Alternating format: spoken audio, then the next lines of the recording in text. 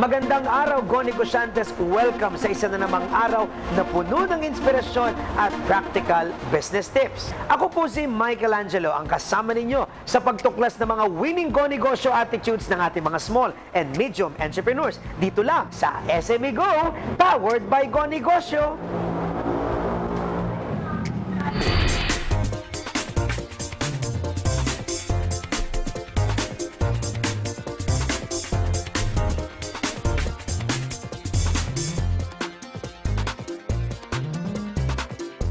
Let's go!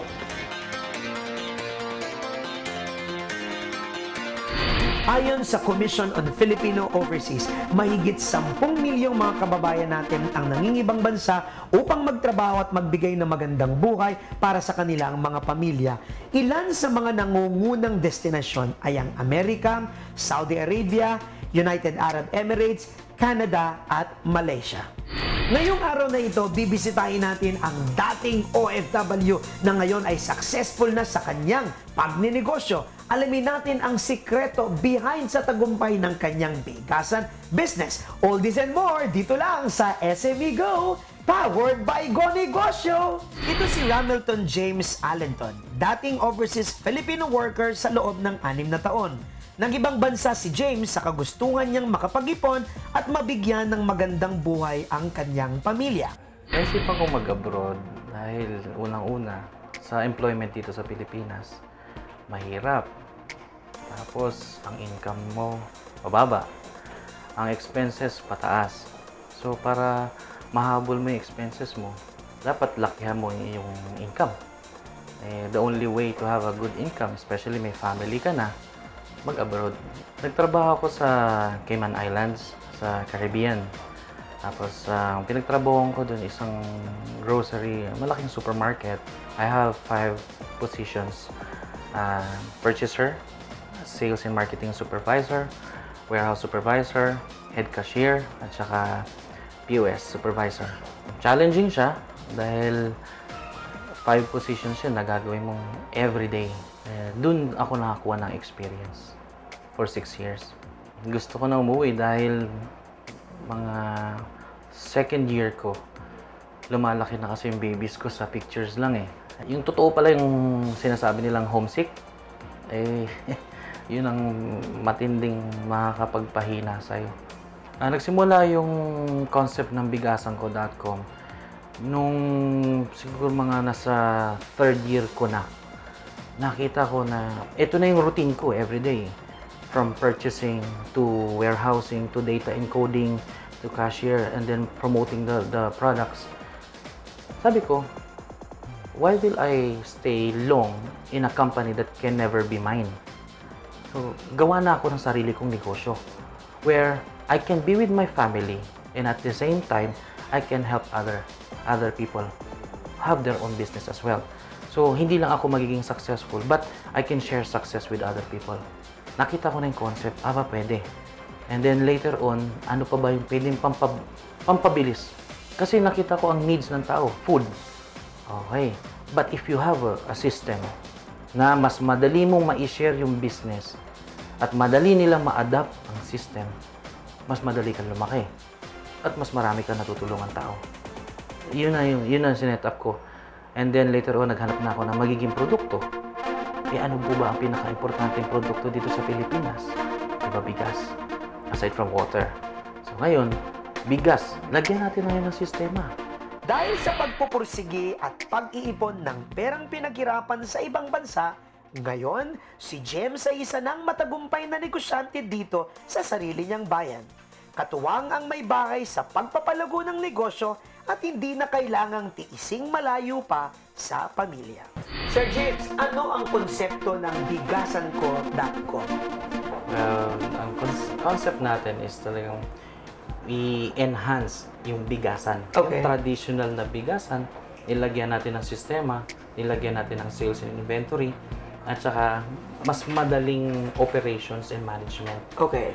So kami na gumawa, kami na humarap doon sa mga trial and errors. Now, ito na yung concept. So sundan mo na lang because we are franchise. Ano po ang konsepto ng bigasanko.com? Sir James? Alam niyo yung traditional na bigasan store? Okay, yes. Ang ginawa natin, sinet up natin siya ng mas maganda. Okay. Lalo-lalo na sa quality, Okay. sa handling. Alam niyo, may dispenser tayo. So, Nakita ko nga. Yes. Kasya ako doon. Yes. So, hindi na siya pwedeng pasukan ng mga insect, Okay, daga, yes. butike, Yes. itis.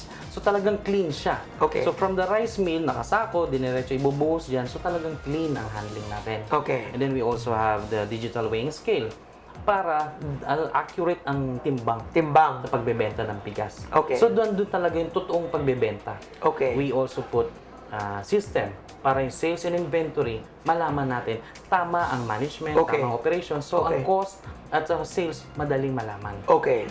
Ayan. So, talagang nilagyan natin siya ng sistema na kahit OFW o busy empleyado dito, madali siyang kumita, mamamonitor niya ang kanyang tindahan kahit malayo siya, dahil may report siyang makukuha. Galing. Bakit bigas ang naisip mong produkto? At bakit din bigasan.com parang website? Yes. Ang unang-una, ano po ba ang pinaka-importante produkto dito sa Pilipinas? Bigas. Siyempre. Dahil yan ay staple food. Yes. Nilalagay yan sa, ano, di ba? Papel, staple.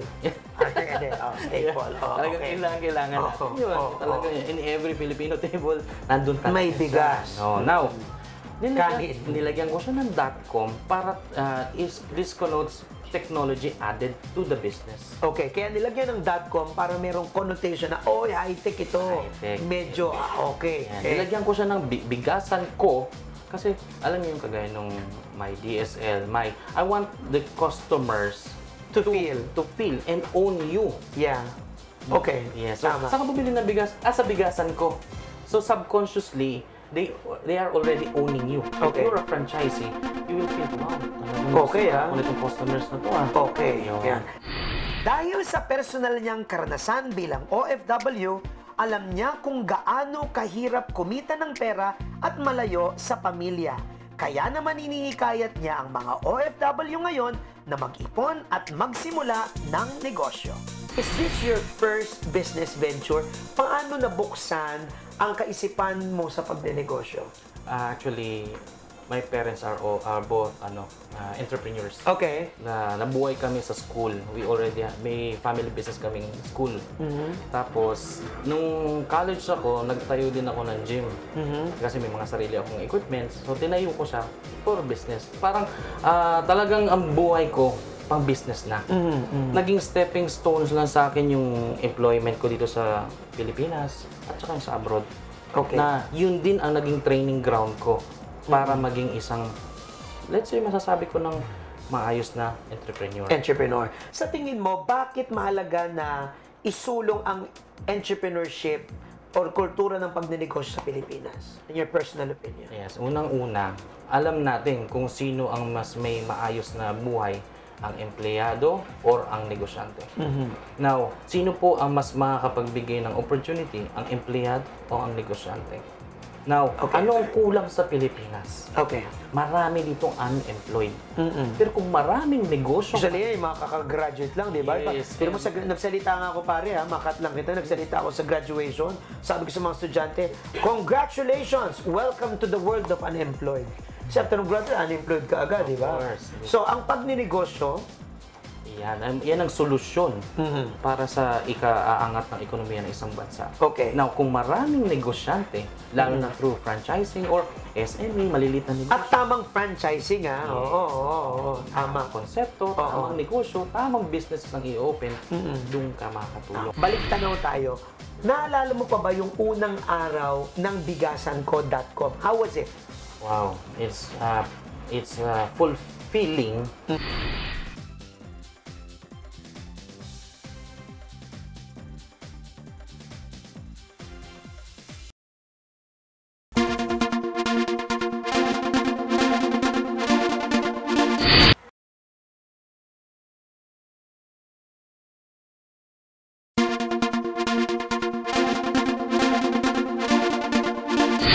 Tayong mga Pilipino ay likas na mahilig sa kanin. Mapaalmusal, tanghalian, hapunan o kahit merienda pa yan. Kaya naman naisipan ng former OFW na si James na ito ang gawin niyang negosyo. Inumpisahan niya ang negosyong bigasanko.com noong 2010 gamit ang perang naipon sa abroad. Balik tanaw tayo. Naalala mo pa ba yung unang araw ng bigasanko.com? How was it? Wow, it's fulfilling. Nandun din yung scare. Okay. Nandun din yung fear ko na kakayanin ko ba to? Pero ito na eh. Ito yung dream ko eh. For how many years ko ito inaantay. Yes. Now, ito na, nabuksan na. Go. Okay. I know God, you're here with me. Yes. I will do this. Now, ano-ano yung mga initial challenges mo nung ikay nagsisimula at paano mo ito hinarap? Unang-una, produkto. Okay. Saan ako kukuha? Okay, sino ang tamang suppliers? Okay, pangalawa, empleyado. Sino yung mga isasama ko sa team ko? Kasi I have to build a proper and talaga maayos na team. Dahil we will be handling franchises. So we will be handling businesses under our business. Okay. So yun ang mga naging challenges sa akin na dahan-dahan namin nakuha Okay. through business. Ngayong lumaki na ang kumpanya, ano-ano pa yung mga aspeto na challenging para sa inyo? How do you address these challenges? Una-una, expansion namin. Pagpupunta sa ibang mga provinces, pag-o-open. Pinrepare ko na, I have teams already. May departments na kaming dinevelop para mas madaling sila ma-handle, ma-monitor. At kaya meron kami mga packages na talagang nakatutok ang aking departamento para dun. Sa loob lamang ng 3 taon, ang negosyo ni James ay mayroon ng 37 branches. Sa katunayan, mayroon pang mga nalalapit ng magbukas sa mga susunod na buwan. Okay, now in a span of 3 years, paano mo napalaki ang bigasanko.com into 37 stores and counting? 1, 2, yeah. Yes. Counting. Unang-una, yung concept ng franchising, napakabilis niyan. Kasi dito, naduduplicate mo yung sarili mo eh. So, naduduplicate mo yung system, you share the system, you share success through franchising. Okay. Now, ano ang kaibahan ng bigasanko.com sa ibang bigasan businesses? Yung unang-una, we have marketing. Okay. We promote. You can see us in different stations. Meron kaming year-end promotions, meron kaming raffle draws, na importante na nga siya na produkto, kakainin mo, kailangan mo yan. Pero pag bumili ka sa bigasanko.com, may makukuha ka pa. So, siyempre si market, dito na ako bibili kaysa dito. At competitive ng presyo. Yeah. At dito, may makukuha pa ako pabalik. Yeah. So, iba yung dating Okay. ng marketing natin. So, kompleto kayo sa marketing, gumagamit kayo ng tri-media rin, yung mga traditional Yes. TV, radio, print, and everything. Oh, okay. Now, what was your biggest break in the business na masasabi mong, this is it? Hindi ba nga ba nung i-eat, no? Ano yung turning point ng bigasanko.com na nasabi mong, eto na yon, I'm into something that's gonna be big? Nung makita ko na yung growth ng franchise, Okay. yung marami ng maya't maya, meron nang nagpapaseminar, meron yung Facebook page namin, sunod-sunod ng inquiries. Yeah. So, marami nang gustong magnegosyo ng bigasan. Yeah. So, this is it. Ito na. Attractive na yung business. Yeah. Now, I have to prepare na the company, the system, the administration. Yun ang ito na yun. Ito na, we have to go up na. Yeah. Ito na yun. Sa simula pa lamang, malakas na ang loob ni James na ituloy ang bigasanko.com dahil may tiwala siya sa kaibahan at kagandahan ng konsepto.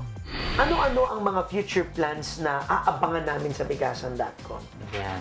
We have more exciting packages na napaka-flexible na kahit ordinaryong empleyado, estudyante, kaya niyang magnegosyo. Yun yung inisip ko kasi, di ba, ang mga Chinese, I have nothing against the Chinese. Yes. I admire them. I am proud Me of too. them. Because sila, nagpapaaral. Ano sinasabi nila sa anak nila? Mag-aral ka ng mabuti para makatayo ka ng magandang Negosyo. Eh, sa Pilipino, mag-aral ka ng mabuti para makahanap ka ng magandang Trabaho. Tama. Iba ang mindset, no? Yes. Ngayon, baguhin natin. Gayahin natin sila. Kasi makikita natin dito sino ba may-ari ng malalaking negosyo. Diba? Ngayon, balikan natin. Tayo naman ngayon, let's step up, magnegosyo tayo. Now, anong maipapayo mo sa mga taong gustong magnegosyo gaya nito? At sa mga OFWs natin na nanonood abroad at yung kanilang mga pamilya? Unang-una, kaya nga tayo nag-abroad para makaipon at magkaroon ng kapital at maiangat ang status ng family. Now, habang nandyan ka sa abroad, mas maganda, di ba, habang kumikita ka dyan, may kita ka rin dito. Namomonitor mo na kaya mo pang kumita dito. Now, pag uwi mo, mas malaki ang kita. Dahil meron kang pera eh. At the same time, nagro-roll na. Anytime mag-decide ka na, I will stay home for good, like me, meron ako negosyo eh. Tama. Andyan ang bigasan ko. Tama. Gusto mo din bang magtagumpay tulad ni James Allenton ng Bigasan.com? Ano nga ba ang dapat tandaan kung ikaw ay isang OFW na nagbabalak magnegosyo? Alamin natin yan sa pagbabalik ng SME Go, powered by Go Negosyo. A lot of the Go Negosyo followers usually ask us, especially those who are abroad right now, where to put their money. And I think this is the best opportunity for them to learn exactly the answer to that question.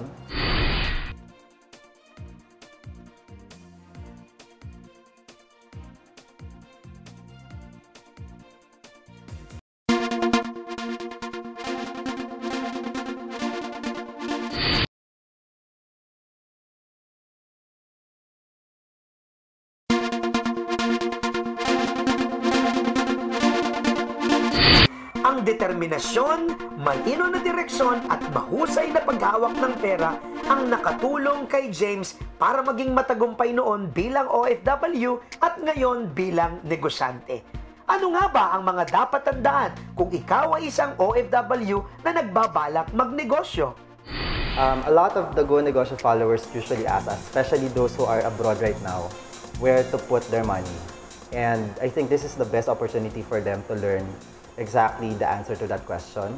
So if they're currently abroad but they have relatives here in the Philippines, this is a good opportunity for them to really think about and give it a thought where to put their money and what business opportunities are thriving at the moment and what other sources of income they can have.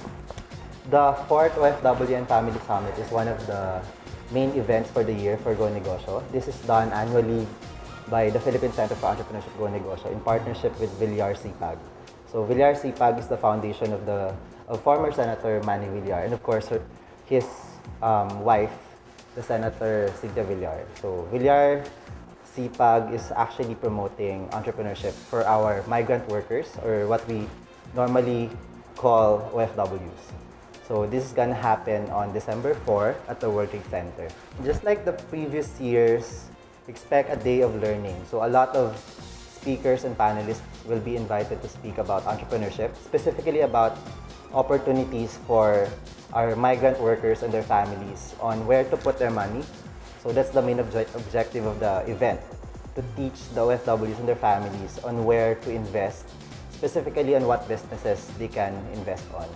So topics that include franchising and specifically agribusiness will be some of the highlights of the event. It's going to happen on December 4 sa World Trade Center sa Pasay City. And everyone is invited, specifically those who are former OFWs or who have families that are presently OFWs. We're inviting everyone to please come to the 4th OFW and Family Summit on December 4 at the World Trade Center. So there will be a lot of speakers who will be sharing their expertise on how to start a business, where to invest, and a lot more. So aside from that, we'll also be having expo where you can actually visit and see business opportunities that you can also do on your own, possibly.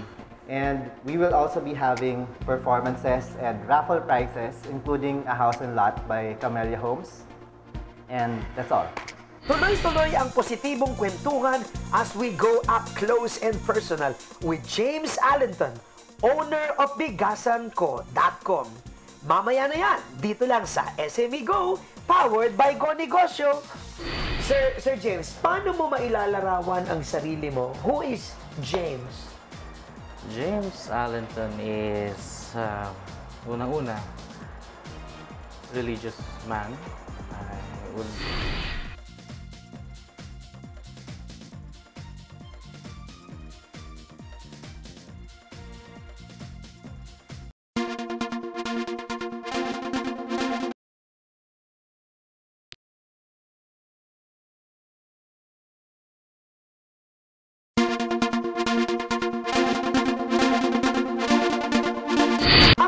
pinakamahirap sa pagiging OFW ay ang malayo sa pamilya at sa mga taong malapit sa iyong puso.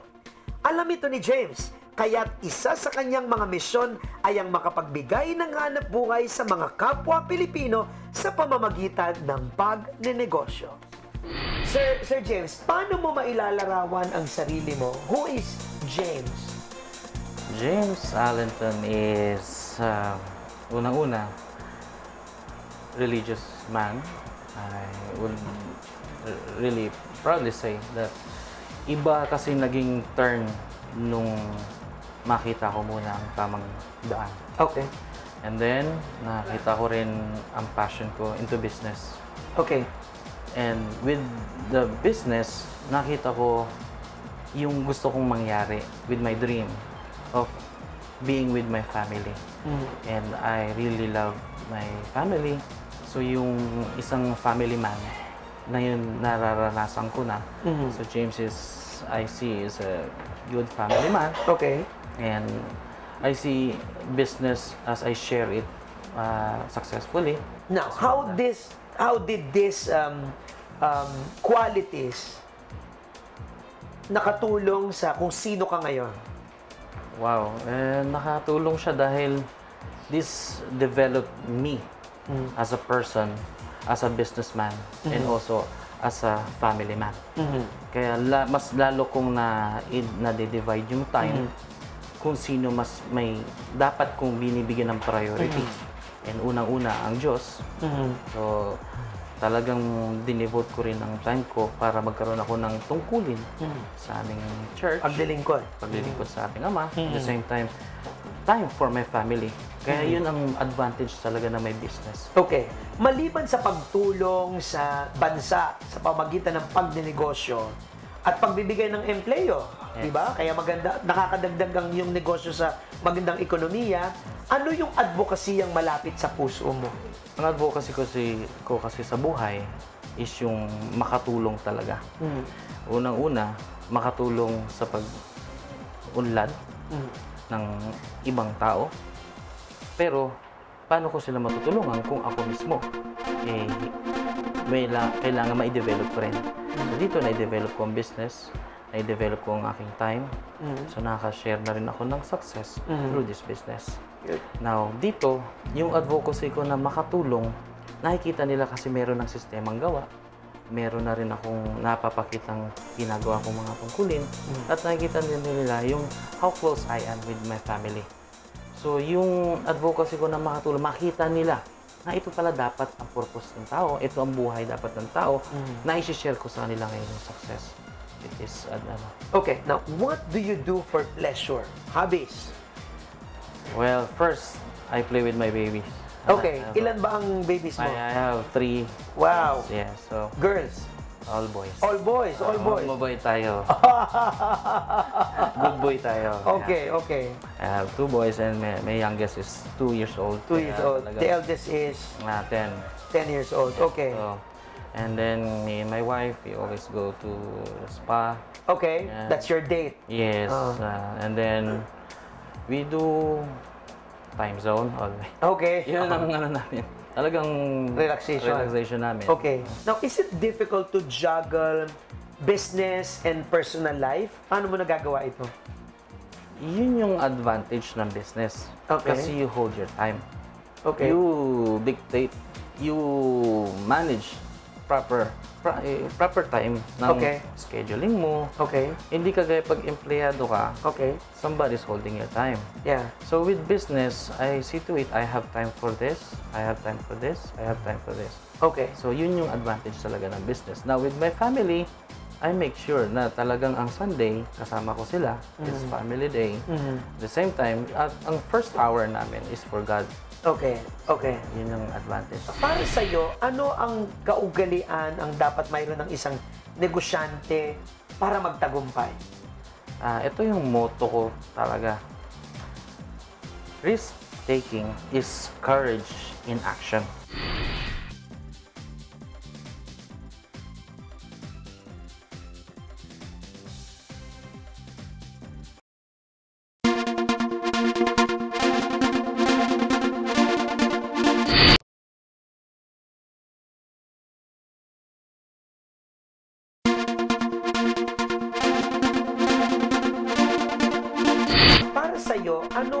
kaugalian ang dapat mayroon ng isang negosyante para magtagumpay? Ito yung motto ko talaga. Risk-taking is courage in action. Risk-taking is courage in action. Okay. And courage with faith is power with a direction. Courage with faith is power with a direction. Beautiful. Marami kasing risk-taker na nawawala sa tamang daan. Okay. So, may power sila to conquer, pero minsan na-fail. Okay. Pero but if you have faith, Okay. you can overcome fear. Okay. You know you're on the right track. Yes, Alright. there are challenges. Andyan ang challenges, andyan ang mga balakid. Yes. Pero if you know that you are guided, and if you know that you have somebody with you, hindi ka mag-fail. Yan yun. Tama. So, may mga talagang trials. Harapin mo because yun ang learning stage, yun ang learning point mo in order for you to succeed. Okay. Pero, andyan ang faith to guide you. Ito dapat ang ginagawa ko. Ito dapat ang dapat kong nagawa. Okay. Kaya ako nung nahihirapan ako nito kasi hindi ko nagawa to. Okay. So, guided ka. Now you have power, but with a direction. Now, what is the best part of being an entrepreneur? The best part, of course, is having time with your family. Okay. Time. Halos lahat yan ang sinasabi nga, time. Yeah. Yes, kasi dito, you know you can manage time. And then anytime na mamimiss mo yung family mo, anytime na gusto mo makasama ang kids mo, yun, andun ka, pwede ka umuwi anytime. Kasi nandyan ang business mo lang. Magro-roll siya. Whether you sleep ngayon, andyan ang business. No. May nasa labas ka, kumakain kayo, umaandar ang business. Lesson is, the more time you spend with your business, the more prayers you have to do. Because challenges are always there. Andyan Agree. ang mga pagsubok, andyan ang mga hindrances for you to get what you want, your dreams. Maging successful ka, makuha mo tong customer na to, makuha ko tong kliyente na to, para bumili sa akin. Pero, kukulang pala ako. Diba? So, para makita mo yun, that is something spiritual. That is something na hindi natin abot physically. Okay. Pero but if you're guided with more prayers, mas konektado ka sa Kanya. Mas matutulungan ka. Great. Thank you very much, Sir James. Thank you very much. Go Negosyantes, maraming salamat po sa pagsama nyo sa amin ngayong araw na ito. Sana'y nakapulot kayo ng inspirasyon at practical business tips na makakatulong sa paglago ng inyong pagninegosyo. See you again next week. Ako po si Michelangelo at ito ang SME Go, powered by Go Negosyo. Sama na tayo sa tagumpay. Pilipinas ngayon na ang oras. Tayo'y umasenso na. Let's go Pinoy.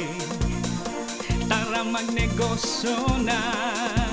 Let's go Pinoy. Kung sa business kayo ay may success, kung ang ideya nyo'y truly the best, kung hanap ninyo ay isang kasosyo, let's go, let's go, let's go negosyo. Go, go, go, go negosyo. Pilipinas, now is our time. Go, go, go, go negosyo. Kailangan lang ay positibo